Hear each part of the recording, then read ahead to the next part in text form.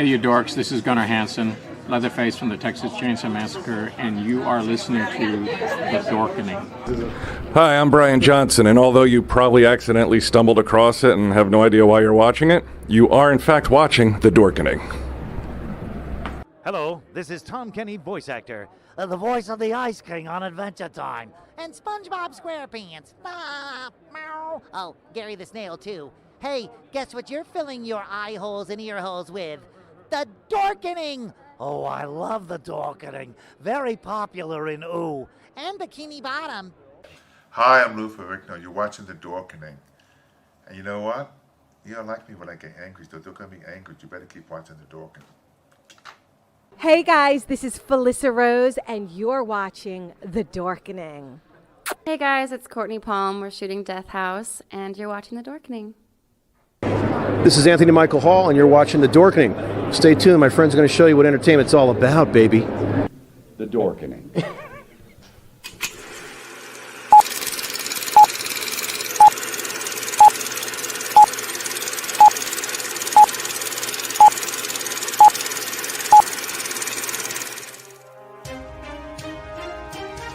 The Dorkening and all affiliated shows are not intended for anyone under the age of 18. The following may contain discussions or scenes that have adult situations, graphic violence, nudity, strong sexual content, and graphic language. This show is intended for mature audiences only. Viewer discretion is advised.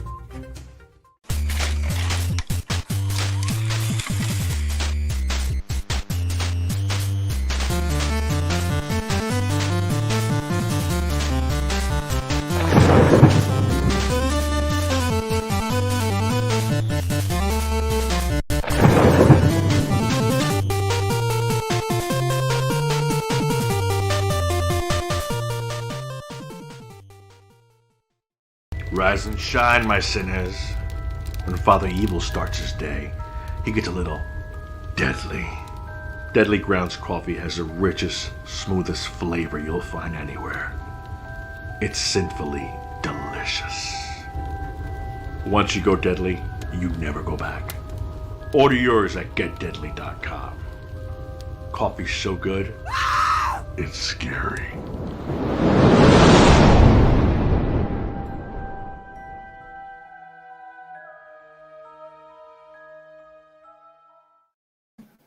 Hey, happy Monday, everybody. First day back after the holidays. I know it's a little sluggish for a lot of people. It certainly was for me. My name's Leo. I'm the monkey behind the keyboard. And as always, my friend Philip, how's it going, bud? Good, Leo. How are you? Doing great. Happy New Year. RW, I saw you mouthing the intro there. Happy New Year, everybody. Happy New Year. Hey, I know I'm just throwing this at you, Philip, but would you like to introduce our guest? Sure. It's a man that's done almost everything and anything if you check out his IMDb. And this man is named Travis Dunn. And why don't you... Oh, there he is. Hey, Travis. How are you? Hey, guys. Happy New Year. Happy New Year. 180-something credits, right? Yeah, and about 8 years on the clock. Wow. And you got a short that's on the El Rey Network. That is fabulous. I put a link in the show notes, a YouTube link. Anybody can check it out.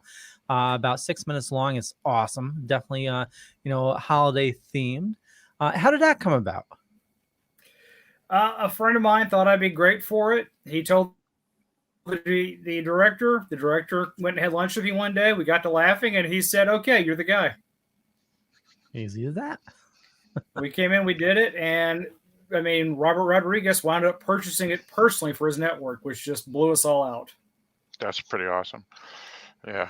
And the network, is that where can you find that network? Is it just YouTube? It's on cable. Okay. How about that? Yeah, it's well, I cut the cord a while ago. What channel is it on? Oh, don't get me to lying. I just talk into the remote.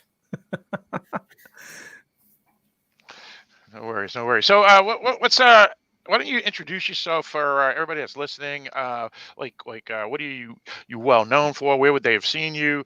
And what are some of your greatest accomplishments? The things that you like? Because I see that you've directed, you've acted, you've done so many things. Well, in the past 9 years, I racked up over 180 acting credits. That ranges everywhere from commercials to music videos to short movies to feature films, internet projects, all types of things. I'm a producer. I produced feature films. I have produced documentaries. I've written documentaries, and I've co-written feature films as well. I have my own production company called Lost Dragon Studios. It currently has 3 titles that have been released. I'm an extremely blessed individual to get to do what I get to do on a daily basis. When did And this every all day it's start? something different. When did you realize this is what you wanted? Did you obviously started out dishwashing or working at Lowe's or something like every other person, and then you got into this, or how did this all happen? Oh, geez. No, I didn't really start until about 9 years ago, but I've been working since I was 13. So Nice. I'm used to hard work. I've been working all my life. So I think maybe that little bit of that passion, a little of that kick in the butt has helped me quite a bit. And how did you get into, like I say, into this whole acting, producing, writing, directing thing in, 9 years ago? Harassed and finally blackmailed.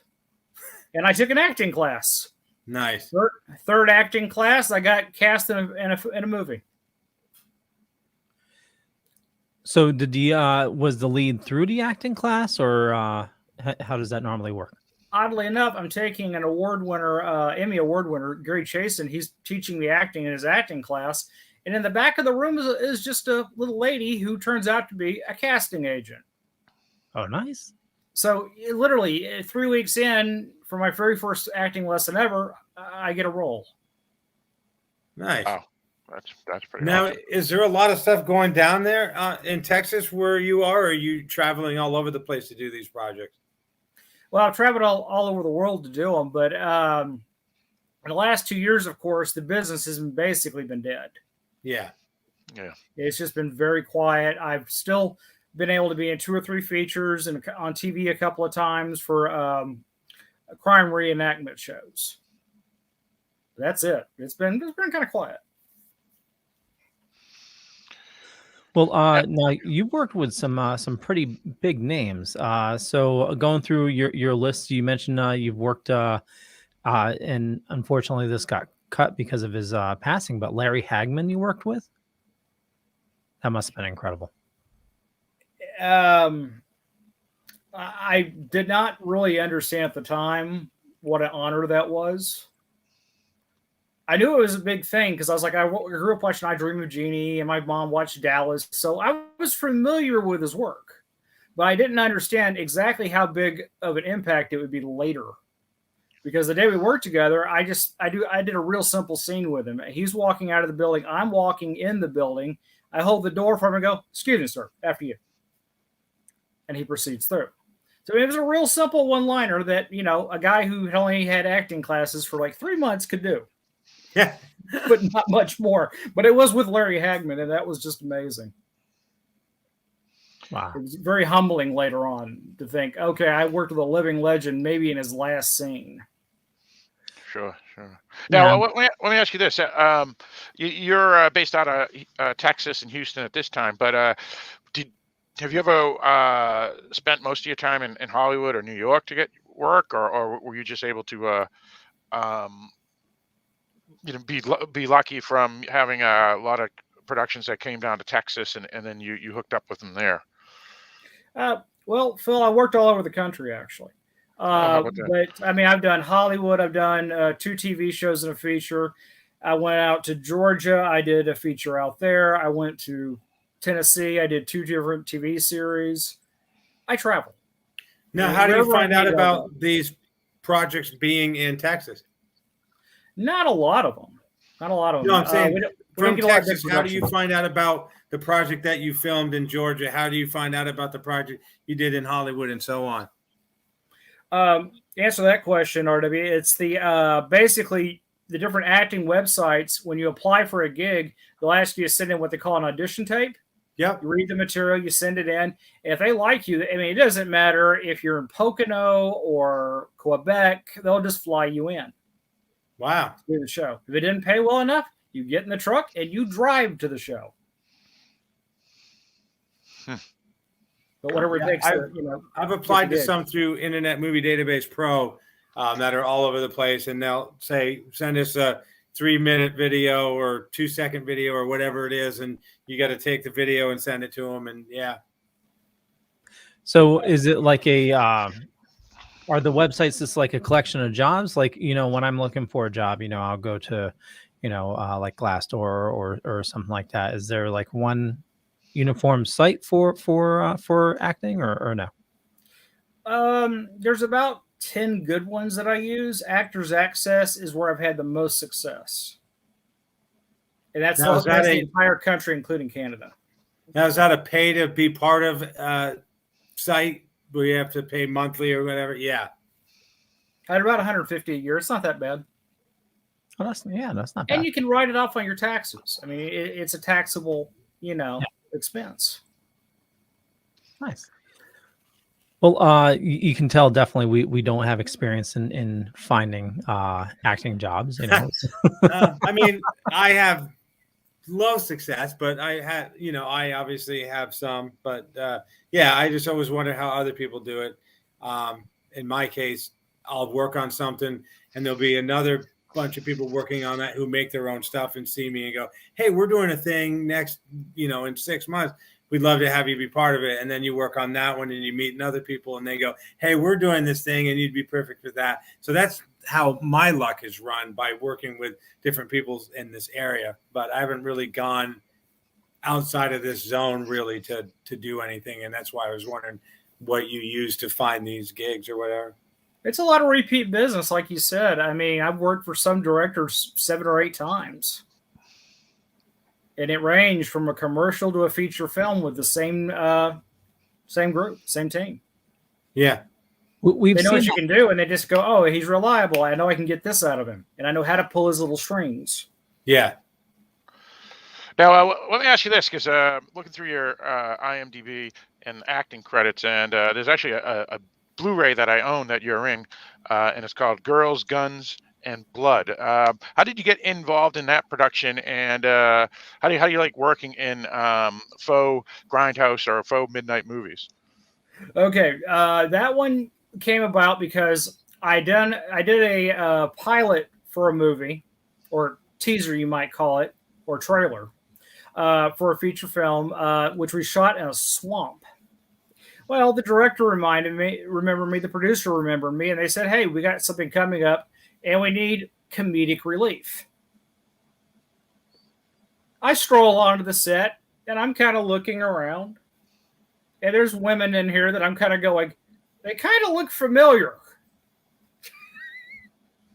And one of my buddies is on set. I go, "Hey, are these people famous or something?" Because all the girls look very, very familiar. And they're like, "Well, yeah, Trav, they're 4 Playboy bunnies and various girls from other cinema levels." And I was like, okay. So I kind of freaked out for a second and went, "Hey, I don't usually do this kind of stuff." So I wasn't talking to the producer. I said, "Hey, what's with, the porn stars and everything?" And he goes, "Oh, don't worry. You're not in any of the scenes with them. All you got to do is go to one scene and be funny. No nudity, nothing weird." And I was like, all right. Well, I'm already here. And I'm 5 hours out of town, so okay. And he kept his word. And the scene went down, and I kind of walked out of there kind of thinking, "Oh, that was interesting." So what was the comedic scene? Comedic scene. I'm playing the assassin's underling, his minion, and he goes down a hallway. He starts a big fight, kills 25 people or something crazy, and he comes back out. And I'm like, "No, you got the wrong one. There's one more in there." Really? And, I think that might have been the actual dialogue, pretty close to it. And he goes back and kills him. He goes, "Now good? We're good." Hungry? Yeah. We stroll out. It was funny. It did its part. Who do you pull? Is there any particular actors you pull through for inspiration?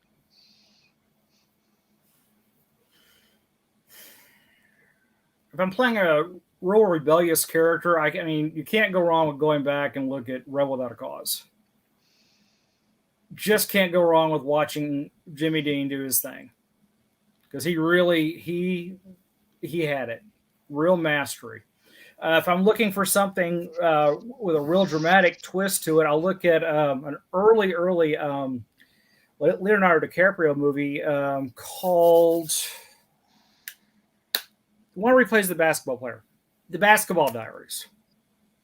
And it's such a dramatic, and it's so serious, and it's so bizarre that it'll help kind of get me into these characters that are really outside of my normal.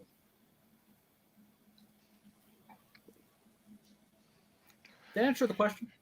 Yeah.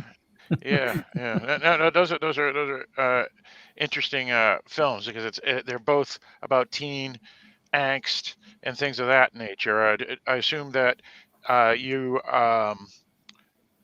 I guess you have an affinity for that type of film then, teen angst type films.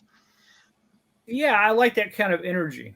I like that kind of wildness to it. It adds a little bit of fun to it, and it's energetic. It jumps off the page. It jumps off the camera when you shoot it. No energy. You can tell the actors they weren't in it. They were in there for a paycheck. They delivered the lines, but that was about it. There's a lot of TV shows on the air right now, and a few movies out there where people, I don't believe that you're this character. You're just there going, what do you mean the supper's not ready? Wait, I got to answer the phone. And I'm like, put something into this. Like, seriously. Like, it's just like, oh my gosh. And I'm like, nope, this is horrible. Like any CW show. Oh yeah. Even on set, sometimes you'll see it and go, oh boy. All right. And you got to play down so you don't blow out the other character. Yeah, I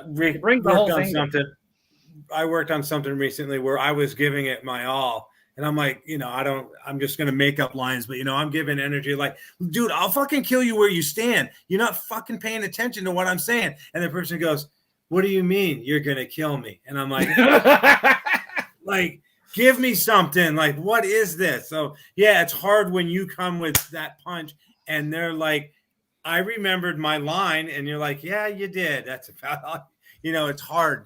It's hard to act with somebody who's not acting back or whatever. One of my acting teachers always used to tell me, follow the essence of the script and the feel of the scene. Yeah. And if you got to go improv, if you got to go off script because it's just not working, do it. Yeah. They're running 3 cameras. They can get it in one take. Now, you have you ever done stand-up comedy and stuff too? Since you mentioned that that you've been there for comic relief in some films and whatnot. I'm actually getting my very first stand-up routine next Monday. Nice. Now, I was told by some actors that we've interviewed in the past that comedians are more apt to transfer to drama versus drama actors trying to do comedic roles. Do you feel that's true? And since you obviously have a knack for comedy, I'm assuming that may be true for you. Very true, Phil. Ray Liotta is probably the person I would signal out to really make your point. As everybody knows, he did Goodfellas. Absolutely masterful, serious actor. Yep. Everybody agree with that? Absolutely. But if you watch the movie Wild Hogs. Oh, yeah. And you got all these comedy greats in there, and you see him come walking into the scene and does the scene, it doesn't play. I mean, he's a wonderful actor. He can hit every line, every mark, everything else, but he's not comedic. And he was in there with Tim Allen and all them. It just didn't work because they all wanted to do improv, and that's not the way Ray works. He does it by the line. And he just wasn't there. That's no offense to Ray. I mean, he really is a great actor. Yeah. Hope to work with him one day. Well, I mean, if you look at like Tom Hanks, he started with comedy, and now he's it's all serious drama, just incredible actor. Oh, yeah, but yeah, it's a lot harder to do comedy because you got to hit the timing has to be perfect. The hook line has to be perfect. You got to give the right stare. You have to give the right look, exactly the right second. If you don't, the joke will go out the window. It'll just be flat. And you've seen it on TV where they just go flat. You're just like, I know it's supposed to be funny, but it's not. So with doing your comedy routine, that must be like an adrenaline rush. You seem like a really calm individual, Travis, but reading up on you race cars, you jump out of airplanes, and you're doing comedy. I mean, that's quite a rush. Yeah, I raced cars on and off pretty much my whole life. I was a street racer in high school and college. I did 5 seasons of professional driving. Yeah, I love speed. You want to go jump out of an airplane tonight? I'll go out with you right now and go jump out of an airplane in the dark. Oh, hell no. Now, as far as stand-up comedy goes, this one that you're going to be doing next week, how long of a set is it, and who do you look up to as far as stand-up comedians go? 6-minute set, because it's just a starter. That's all it is. It's just to see if when I get up there, what I do. As far as look up to, the ones I respect are Sam Kinison, Richard Pryor, Eddie Murphy before Disney got a hold of him. And it's going to sound kind of weird, but Drew Carey. I like his style, but I've been told I more resemble John Candy's style of comedy. Because of my facial expressions, everybody's always like, yeah, you're kind of more of a John Candy, even though I'm 160 pounds.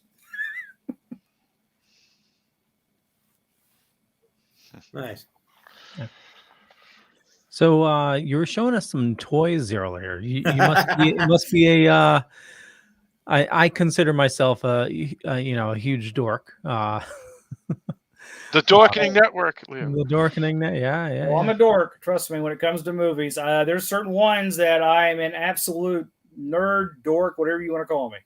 Yeah. So Name a few of those. Movies. James Bond. Okay. Yeah.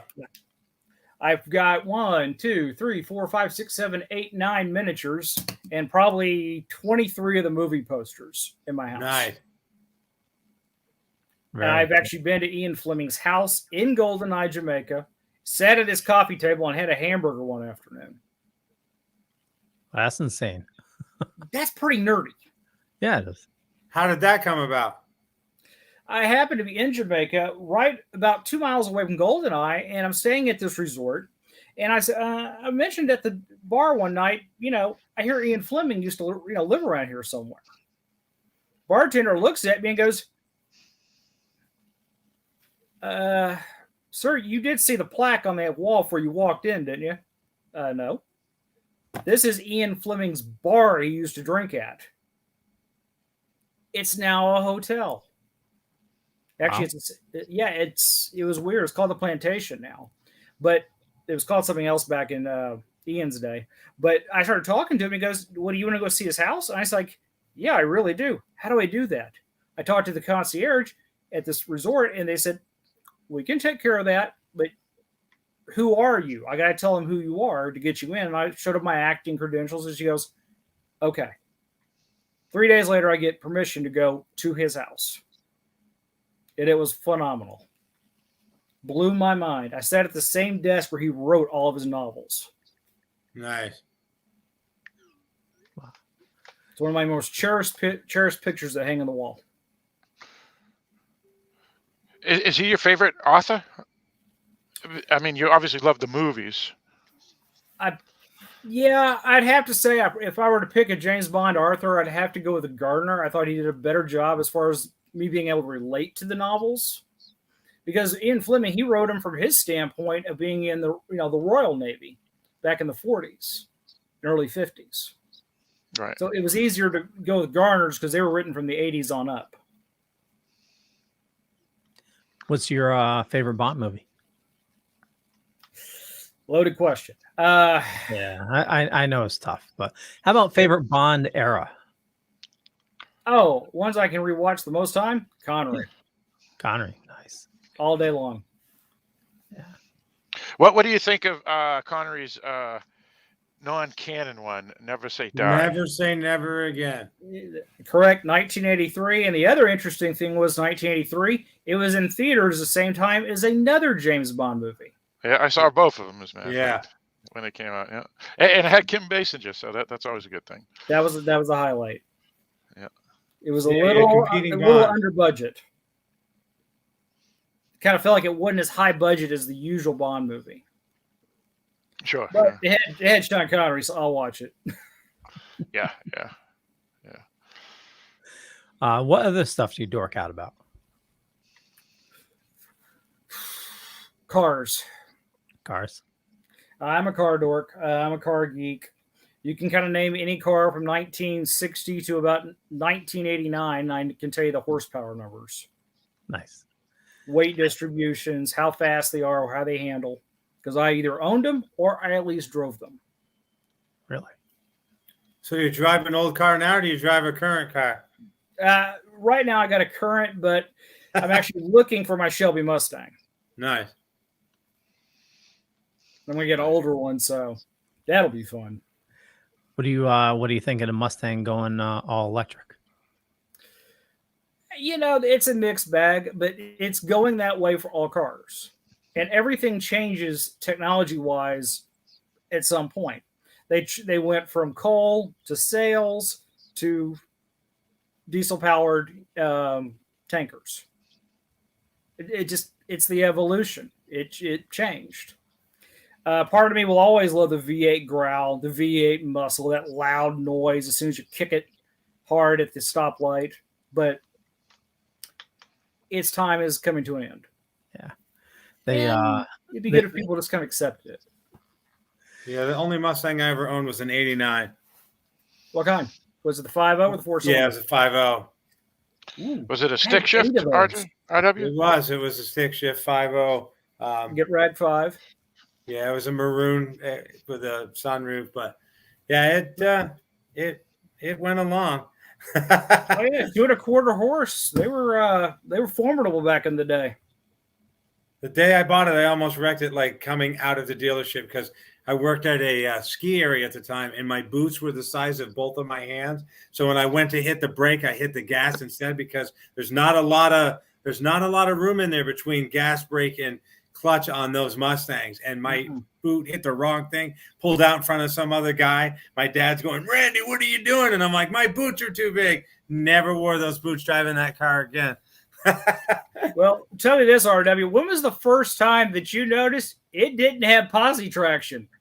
Believe this or not, I bought that car in the winter, so I figured it out like that day. Yeah, and I even had studded snow tires on all 4 tires, and it didn't matter. Yeah, it was a horrible winter car. Winter and rain. I hated mine in the rain. Had to be so gentle coming off the light, or you were just spinning. Yeah.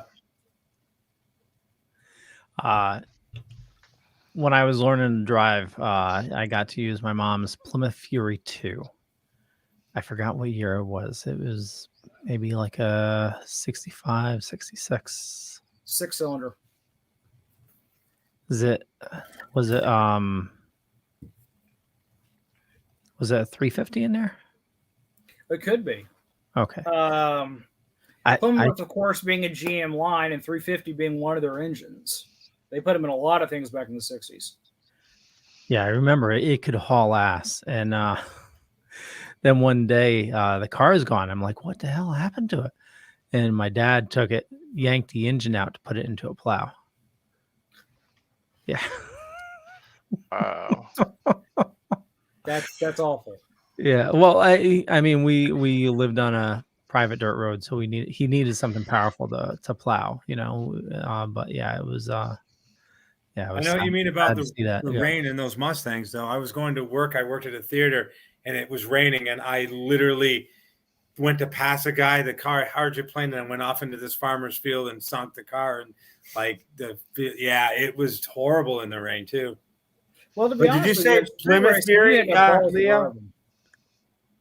What was that, Travis? Did you say Plymouth Fury? Oh, Plymouth Fury 2. Yeah. Yeah, because they back in the Dukes of Hazzard and Sheriff Lobo days, that's all they used on all those shows was Furies.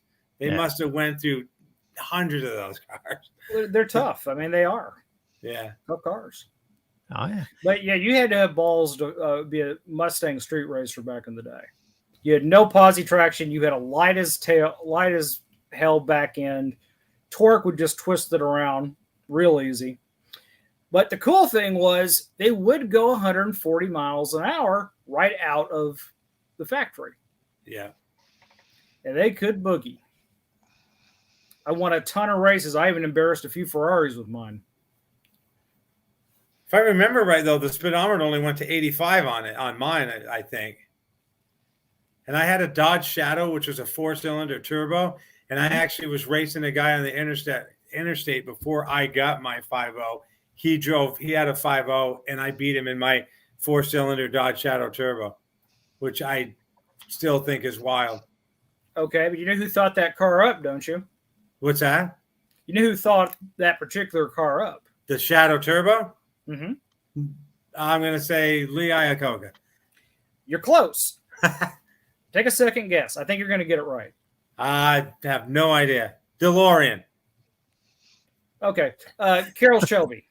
Oh, really?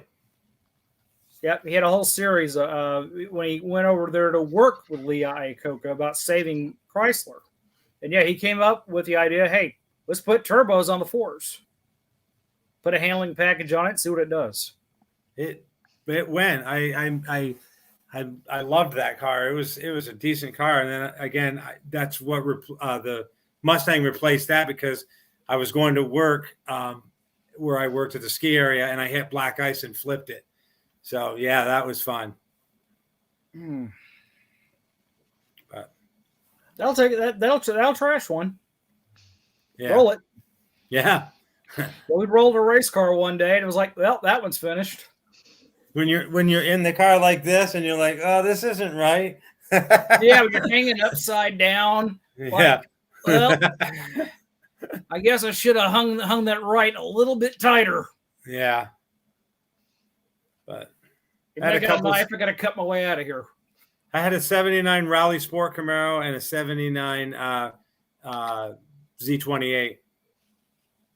I had a 78 Corvette Silver Anniversary. Nice. And 89 IROC, 2002 Z28. Those are all the Camaros I had. What's that? That's all the Camaros I had. Ah. Camaros and Corvette. One Corvette, that took care of that. You more a Chevy fan? What's that? Are you more a Chevy fan? No, probably more of a Ford, but anything American, I'll definitely take a look at. Yeah. And I've owned quite a few of them. I mean, I've owned everything from Dodge muscle cars to Fords to Chevys, all different kinds. Other than Plymouth Fury 2, I've never really had anything crazy. Had a Jeep. That was about it. What about you, Philip? You drive anything crazy? No. That's why I've been quiet during the car conversation. Because I mean, if it was my father, he could name any boat, plane, helicopter, or car, and he could just look at it and he'd know. So he's like you, Travis, but me, I don't know anything about it, so I'm clueless. Yeah, my dad. That's okay. That means you have more money and you have more brain cells. My dad. I definitely lost a few with the gas fumes. My dad either had a Le Mans or a GTO. I can't remember which. I think it was a Le Mans though, but I tell everybody it was a GTO. That was a long time ago. Well, you're not too far off. It's based on the Le Mans anyway. Yeah. But I wish he never got rid of that car because that would be a cool car to have right now. 389 tri-power. I don't know. I have a picture that was taken in the winter. I could send you that picture and you could go, that is what my dad and I are standing there. It's in the winter. All you can see is the front. You can see the two headlights on it or whatever. And I've always tried to figure it out, but I believe it's a 69, but I can't swear to that. That would have been the same year the Judge came out, wouldn't it? I think so, but yeah, I don't think it was a Judge for sure. Because No, my dad was you probably in his maybe 40s. So I don't think he'd be getting the Judge at 40. Unless he just wanted a little fun. Yeah. So just to steer us back a little bit to acting, what are you looking? I know you said you're going to be giving comedy a try, but where do you want to see your acting career go, or what do you? I see you have a ton of stuff in the works right now. Yeah, and I got several pilots out there that are being shopped, so I'm kind of waiting to see what they do. But I'm not hanging around waiting, because you got to keep moving. Yeah. My favorite, what I've actually tried to do now 3 times is get a TV series. It's a comedy. I've tried 3 times so far. Got to make 3 pilots, and they didn't get picked up. So, but I'm still chasing that. I really would like to work at it every week, like on a regular gig with the same people, because that creativity, working with them every week, just gets stronger and better, and the timing gets better. Yes. Working with them one day here and there, you do your best, but you can always tell, okay, a little more time, that would have been perfect. Yeah, I was filming an independent movie last year, and we filmed one day in October, right? One day in August, one day in September, one day in November, and then we were supposed to film again, and somebody got sick, and now we're not filming again until May. So it's really hard when you're not just doing it, and then you have to everybody has to get back to figuring out what they're doing and so on and so forth. So yeah, I hear you there. And you got monster continuity issues when you wait that long. Yep. People change their hair. I mean, one shot to the next, you're going to look at it and go, oh, well, that's when we had 2 months off. Right. Yeah. Well, his mustache suddenly grew. He's got more Exactly. 5 o'clock shadow than he just had. Yeah. His ponytail got longer or whatever. Well, yeah. they could do just Game of Thrones. Well, they kind of forgot he had a mustache, you know. In the last episode, last scene, did he have a pink mohawk? Okay, now he has a pink mohawk. Okay, no problem. Yeah, from the 80s. So you say these pilots, do you film those there in Texas with this group of people there? I've done 2 here. I've done 1 in Hollywood. Nice. Now you mentioned obviously with the pandemic and COVID being an issue and whatnot. How does that work during these pilots that you're doing? How does that work with the rules and regulations and whatnot? I have one word to properly explain that, Phil. Okay. Fuck! Yeah. And it does not work worth a shit, because you're doing all of these table reads and everything else via Skype, because you can't be in the same room with them. You try having chemistry with somebody on screen that you've never friggin' met until the day you shoot. Right. Oh. And you don't know how you're going to play off each other. You don't know if you can trust them to come back strong, if you feed them an improv line to pull them, and you don't know what they can do, because you only were sitting there reading like this with them. Right. And most of the time, because I've done that exact same thing, you have your script either in your hand or on the computer right here, wherever it is, and you're going, so you want to go bowling later? Is that what you're saying? Well, we went bowling last week. Why do we always got to go bowling? Why do you always get to pick what we do? And it's like, it's so, yeah, it's insane. It's flat. Yeah. It comes out flat. When you go to do it, it's going to be flat. Yeah. I mean, I would much rather be in person, bouncing lines, bouncing lines, bouncing lines. Oh, that didn't work. Okay, let's think of a new one. Yeah. And just right there on the fly, fix it. and you can Right. catch it if you're in person, and then go up and do it. But yeah, that pilot I did over COVID, I was not wild about. I didn't like it. I was like, okay, everybody's trying, but this just isn't working. The other two I had high hopes for. We did those pre-COVID. They were funny, and one was pretty outrageous. I had a lot of sexual innuendo. It was a lot of fun. Kind of like a 2.5 Men set at a swingers resort. I did a pilot maybe 2 years, almost 3 now, I think, called Zodiac, which had Corbin Burnson in it. And I play Hades, and still waiting for this thing to be shot. Like a year ago, they said, oh, it's all edited together and it's ready to go. And I'm like, so, I mean, we filmed this pilot for this, Zodiac thing. Corbin Burnson, we had Martin Fishburne, which is Lawrence's son, in it. We had a guy named Brock O'Hearn, who is in, I think it's called The Resort, if I remember the movie correctly. But, some semi-big name people in it or whatever. And I've seen the trailer, and I'm like, and, the stuff that we did, and I'm like, wow, this is phenomenal. 2.5 years, I'm still waiting. So, yeah, it's insane. But, again, the COVID thing kind of killed everything. It did. Corbin, he is absolutely hysterical. He lives just south of Dallas. Really? Yeah, we went by his house one day, and somebody goes, Corbin's house. Really? Wow, because when I met him, I didn't meet him on that shoot because I filmed my stuff. He filmed his separately or whatever. But I met him at a Comic-Con in Plattsburgh, New York, and he said he lives in upstate New York now. So maybe he has a couple different houses or something. Wait a minute. I think we're talking about two different guys. Corbin Burnson from Major League. That Corbin Burnson. I'm sorry. I'm thinking about Corbin from War Games Management, the old guy. From War Games. The guy that's like, hell, I'd piss on a spark plug if I thought it'd do any good. I think that's him. Yeah. Okay, I can see. There's not a lot of Corbins out there. No, there isn't. Okay, I got it confused. Sorry. That makes sense that he lives in Texas, though. But I'm like, last I knew, unless he moved again. But that's what it tipped me off. I was like, hey, wait a minute, in New York. No, wait a minute. He's only got one house. Gotcha. Okay, yeah. So Corbin Burnson, I believe, was Major League, and his mom he played the rich guy, the company guy. Yeah, maybe. I haven't seen it in so long. He was also on Psych. So yeah. Okay, that's it. Okay, yeah, I got confused. Sorry.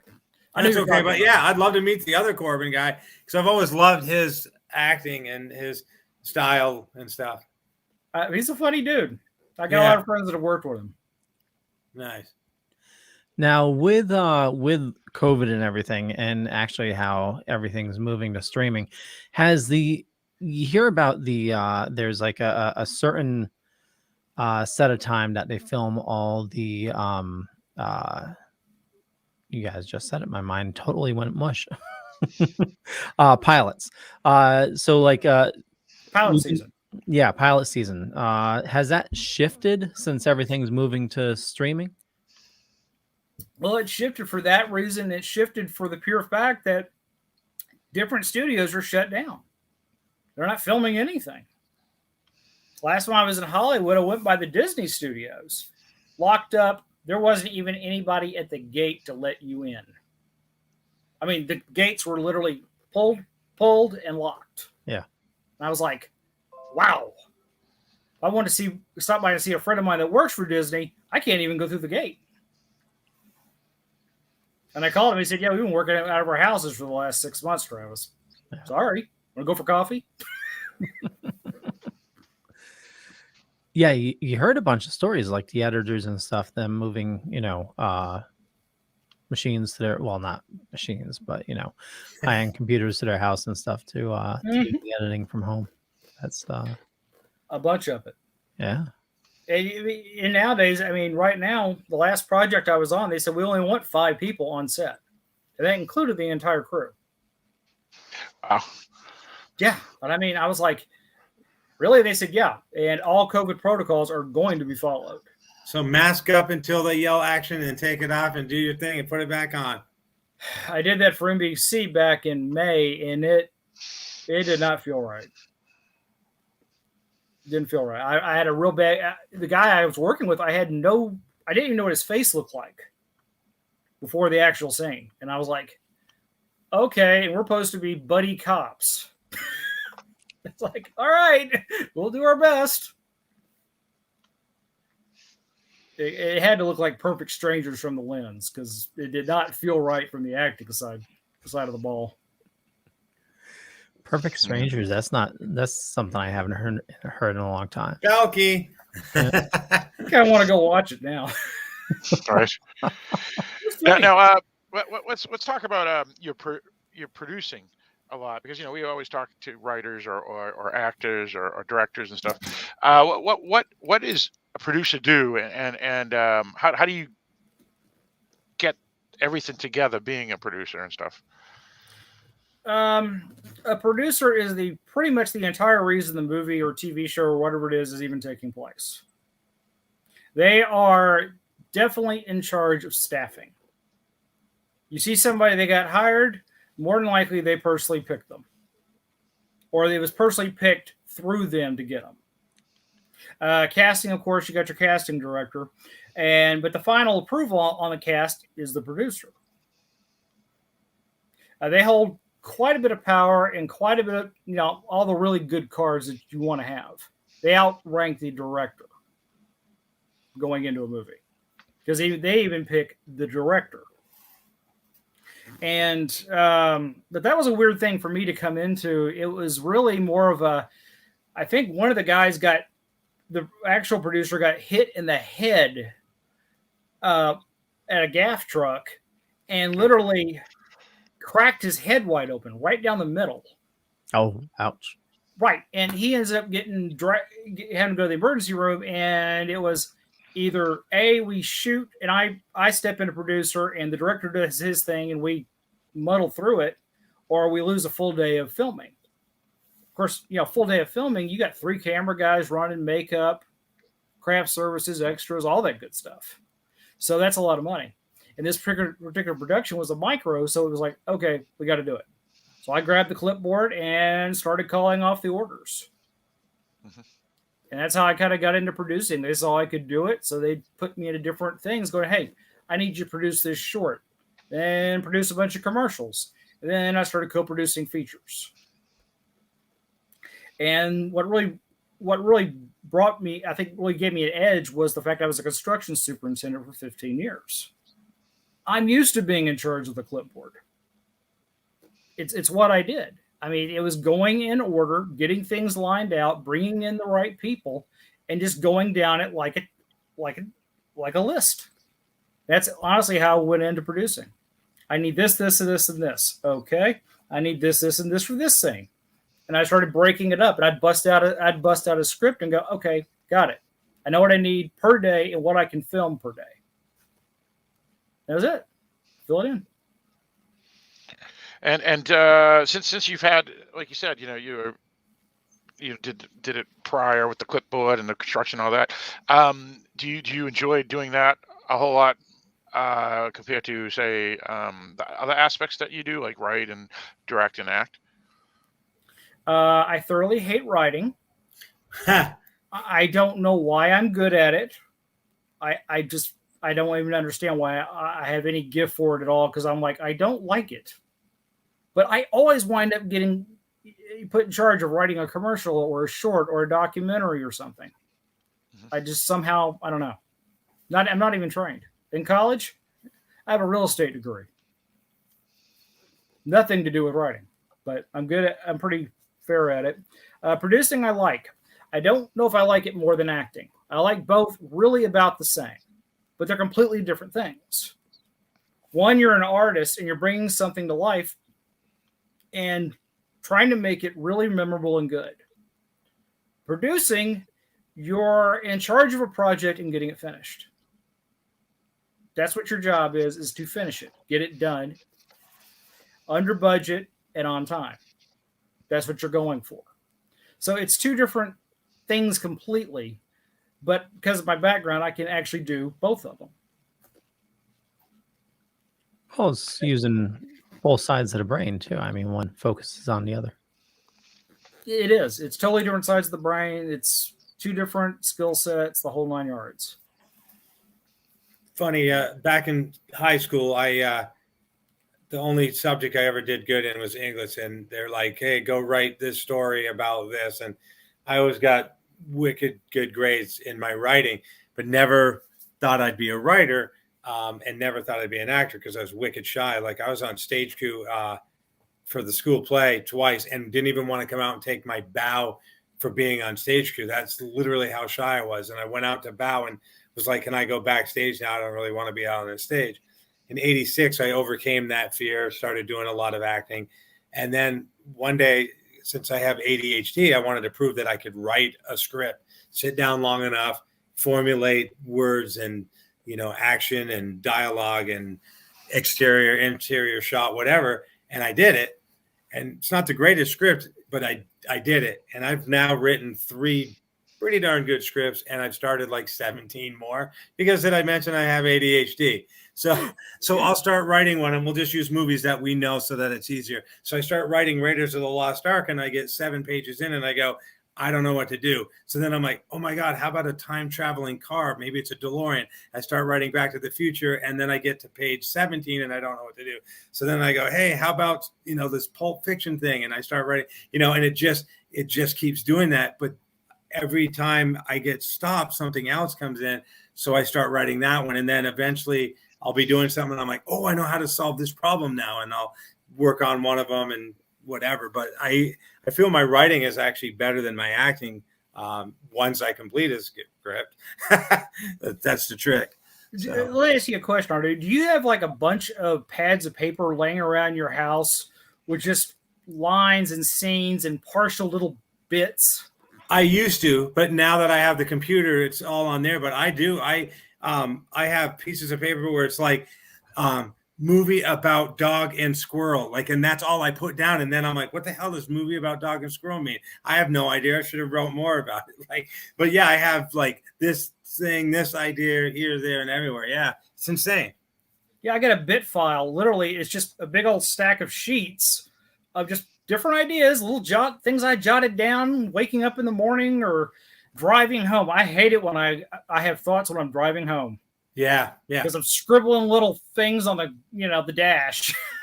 Well, I'll take my phone and I'll hit video real quick and I'll go record movie about guy who gets fired from Washington, D.C. His wife, he gets home to tell her the news and she's left him. And I go, great idea. And then, so your phone's always there. So you can always make a video or do a, voice note thing or whatever. But I created a TV show in 1990, 91. And in 2015, I met Richard Hatch, who was on Battlestar Galactica. And I was talking to him, and I do cosplay as all these different characters. And he called me over to his table and said, I've been watching you. You have talent. And long story short, he asked if I was a writer, and I told him about this TV show, sang the theme song to him. And he was in the process of trying to help me get this TV show on the air, but he wanted me to go film a pilot with just a bunch of friends. And I'm like, dude, you can't do that. If my friends suck, then Hollywood's going to see this pilot that sucks and go, no, this is crap. And he's like, no, you got to trust me on this. And what I didn't know was Richard Hatch was dying of cancer. He never said anything. And I missed my little opportunity because then he died or whatever. But I was in the process with Richard Hatch trying to get this TV show going or whatever that he believed in. So, yeah, I mean, I guess that project was good enough for Richard Hatch to like. So, hey, that's pretty high praise right there. Yeah. He'd been to the big time. He saw it. He saw what it looked like. Yeah. So I just now, and ever since 2015, I've been trying to find another Richard Hatch, and it's like part of me goes, you should have just filmed it, but I didn't have a connection with a bunch of people like I do now. So I didn't know people who could film and act and do all the other stuff. And I wasn't just going to get my cell phone and go, hey, that's not because it would have been crappy. So that's why I never got the pilot. He only wanted like 20 minutes, but I didn't have people to do even 20 minutes then. So whatever. But yeah. I gotta say that sounded more like a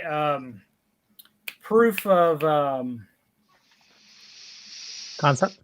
concept or something like that. Yeah. Yeah.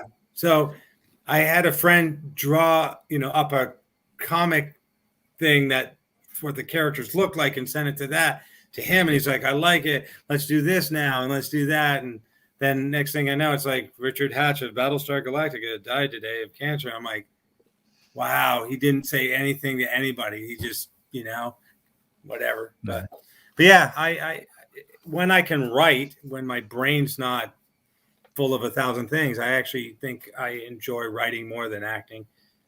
Really?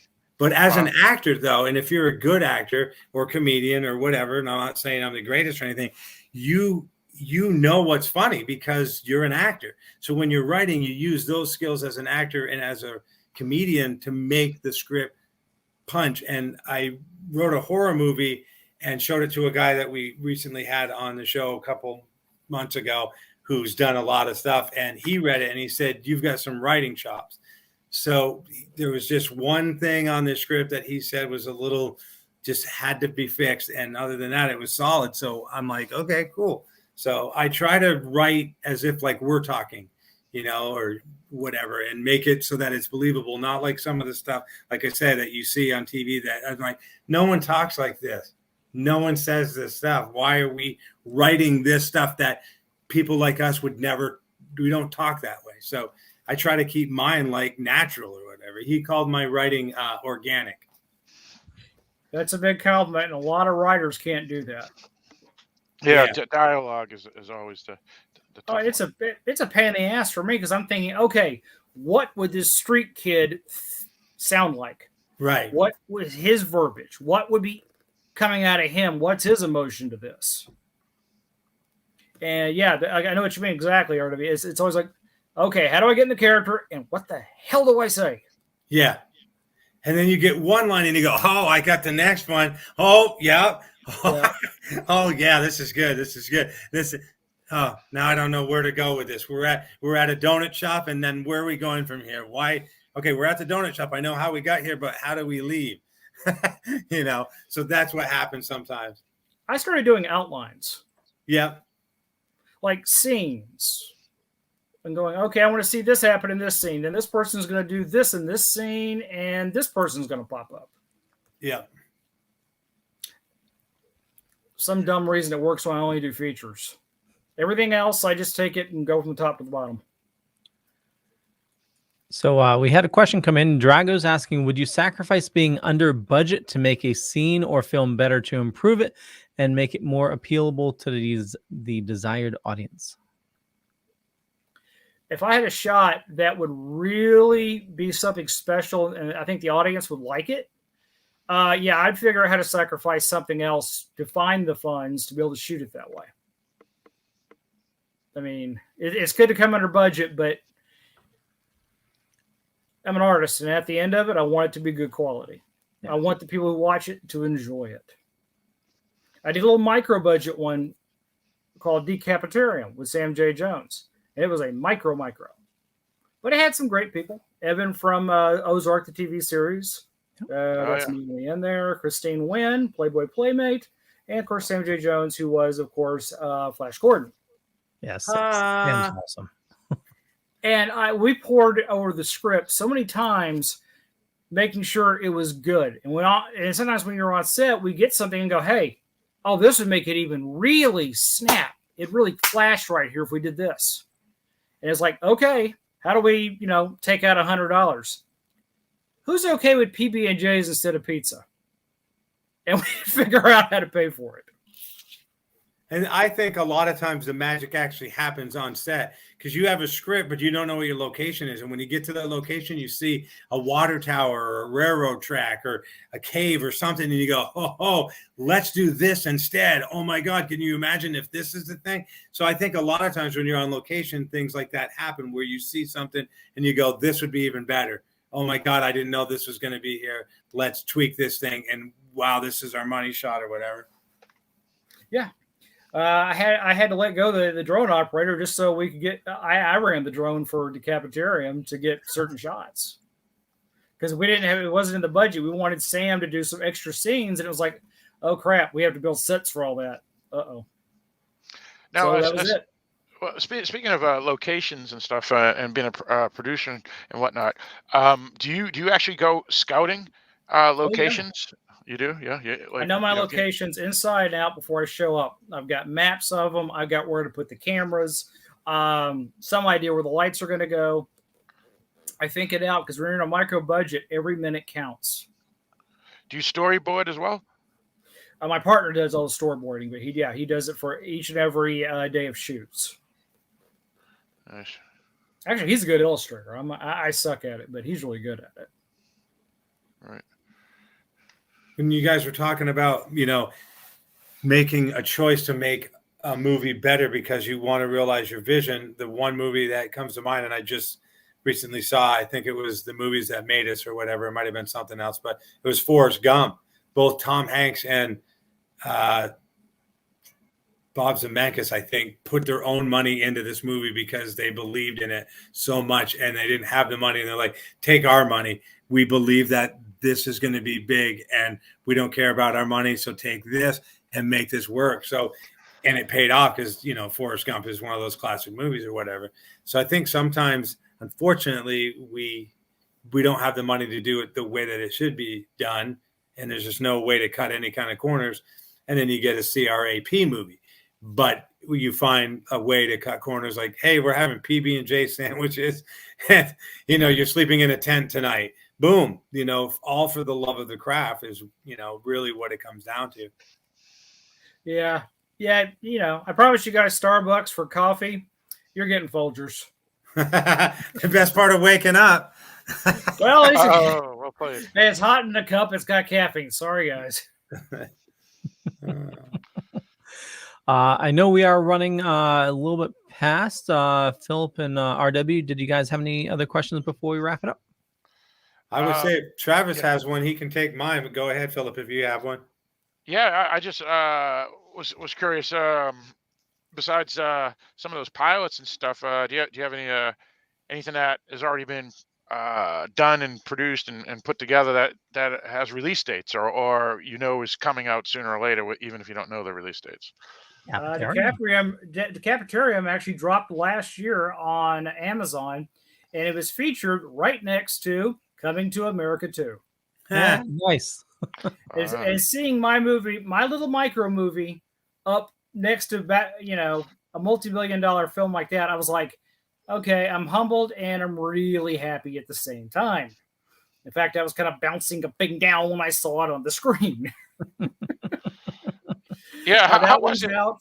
My first documentary is out. It came out last year on Evan George Verzeris, a guy with Down syndrome. I wrote and produced that one, and it turned out it was really neat. It was really cool that the guy's mom actually called me and said it made me cry. Just thought you should know that. Wow, Nice. That's some good vibes right there. Yeah. Yeah, it almost made me cry when she said that. I was like, thank you. Yeah, sure. But we got that going. We got 2 more features this year. We've got several pilots that I've actually just been the actor on that are out right now. They're trying to get distribution for them. I filmed one in Colorado, a feature film called Happy Birthday, Charlie, with a actual Cannes film winning director. And I expect good things out of it when it comes out later this year. It's just hitting theaters. Very cool. Well, I do have a bunch of information in the show notes up above and down below, depending on where you're watching or listening to us. Travis, where do you like people interacting with you on social media, and where can they find you? You can catch me on Twitter, the Travis Dunn. I didn't do that to be egotistical, but Travis Dunn actor was already taken. Oh. And you have your own website as well? Sure. Lost Dragon Studios, which is my actual production company. Cool beans. RW. You can find me here, and if you go there, you'll see everything that you need to know about me. And don't forget, if you haven't read my awesome book that I wrote, you should probably pick that up. It's available on Amazon. Okay, but other than that, everything you need to know is there. Good stuff. Philip. Yeah, folks can find me at Dark Discussions .com, as well as anywhere social media is. So Dark Discussions. Cool beans. And for me, just Google Leo Pond. You find a bunch of stuff, but I run a little thing called the Dorkening Podcast Network. We got a ton of shows on the network, a lot of awesome people doing a lot of awesome stuff. And we just launched our own radio station. Dead Dork Radio is now live. We're going to be launching some more details. So you like that? That's a great name, man. Dead Dork. That's yeah. Well, we teamed up with still Token with the Dead, and yeah, there's a lot of horror people on the network as well. So Dead Dork Radio seemed to fit. Gonna do some really cool stuff. We're doing a Saturday morning cartoons, which has like Saturday cartoon theme songs. It's definitely dorky type of music. It's and also horror stuff, heavy metal, and it's a good mixture, a lot of different segments. So it's going to be cool stuff along with talk radio with the podcast. But with that, I want to thank everybody for watching, and we'll catch you guys later. Bye.